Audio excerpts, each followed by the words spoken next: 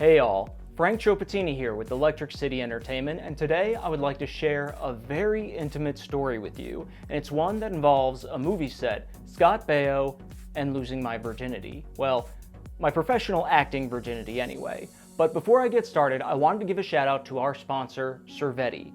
Virginity is a software platform designed to help service businesses spend more time with clients and less time working on the back end. With online booking, scheduling, recurring billing, text reminders, customer surveys, and a project management suite all in one, it's a great bang for your buck.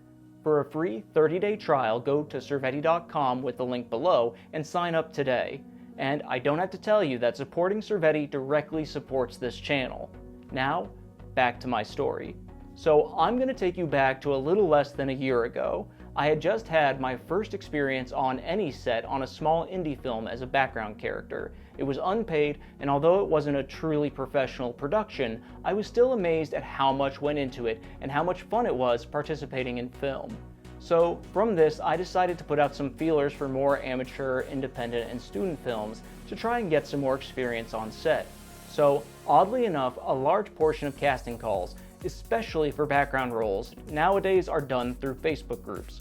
So I joined some local ones and put in for a few different roles that looked interesting. One in particular was for a wealthy executive and was actually filming in upstate South Carolina. Now, I probably don't have to tell you this, but in upstate South Carolina, we really don't have the biggest film scene. Yes, we have some independent production companies, but most of the industry here really sits on the border between amateur and professional, and almost all the local roles are unpaid. So I applied for the role and crossed my fingers to see if I would get cast. Now, to give you some context, since this was filming relatively locally, I was under the impression that it was a student film or another small independent project. So the next day after applying, I got a response that offered me a different role as a hotel guest. Seeing as I only had one other experience on my very small acting resume, I was happy to take it. So they booked me and immediately sent me a link to a bunch of different paperwork that I had to fill out before I came to set. This was my first hint that something didn't seem right, as most indie products have little to no paperwork involved, and I didn't know why a student or indie film would be needing me to fill out employment forms. That's when I realized that this was a paid professional production. I had no clue what I'd signed up for, and that's when I realized what the meaning was behind the email address GND5. I had just been booked for the latest God's Not Dead movie without even realizing it. Now, was this a massive big budget movie? No. But having no other experience on set, this was a huge step up for me. I mean, the first film that I worked on had a budget of $25,000, and this one's budget likely measured in the millions. Needless to say, I was excited that was a professional production. Now, it probably doesn't have to be said that the God's Not Dead franchise is Christian and divisive, and it has its fans, but it has been widely panned by critics. So I did think about if it was something that I really wanted to commit to, but in the end, I figured it's still a great opportunity to learn about being on set, and I had already committed, and I'm not one to renege on a commitment, especially without a very good reason. And to be fair, it's for a tangential background role, so I figured even if there was controversy with the film, that I was so insignificant that it really shouldn't have a big impact on any future acting career. I mean, really, if you look at Leonardo DiCaprio, when he started in, but he was in Critters 3, so who am I to turn down what will probably be a really neat experience? Flash forward to the morning of the shoot.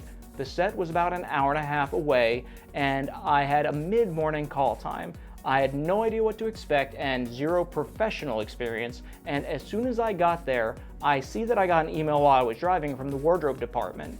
It was to remind me to make sure that I brought 3 different looks that I could go through for shooting, and that I should make sure to come with my hair and makeup already done. To me, I was blindsided by this because I didn't bring anything over other than what I was wearing that day, and I had no ability or clue how to do my own makeup for a movie, and it was far too late to do anything about it now. Luckily, with the help of wardrobe, I was able to make a few looks with what I had, and as far as makeup was concerned, I was just going to have to go as is. Now, the big talk of the day was Scott Baio, who was the biggest name that was working on set that day, and we were all wondering if any of us would be able to do a scene with him, and luckily for me, I got to do several. Now, of course, it was all background, and I haven't seen the movie yet. I'm actually probably going to be seeing it as I'm posting this right now. But I didn't think I would be focused in any of the scenes we did, but still, it was awesome to have a big name with decades of experience there on my first experience. I even got to talk to him very briefly between scenes that we were in together, and we talked about how the shoot was going, how many days he was on set.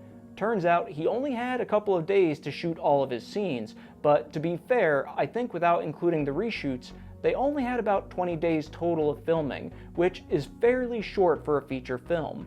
Needless to say, I had an absolute blast on set and learned a ton about the film industry. The director was really friendly and approachable, and I got to talk to him, and I even got to talk briefly with Samaire Armstrong during dinner about the mini red velvet cakes that they had for dessert. It turns out the caterer they hired trained under Wolfgang Puck, and the food was amazing, which is always a good sign on set and something I definitely use to judge how good a production is. Please note that as background, talking with the director or main actors is rare and generally does not happen, as the rule is do not speak to them unless they want to talk with you. But for a professional production, this set had a more intimate, family-like feel to it, which isn't always the case in larger productions. I even ended up volunteering to stay late to shoot some extra scenes with a few of the other extras. By the time we got out, it was past midnight.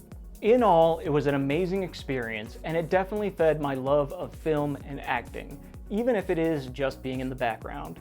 Thank you so much for watching until the end, and if you all have any comments or things you want to see, post them in the comments below, and I will see you all in the next experience video coming out in a few days.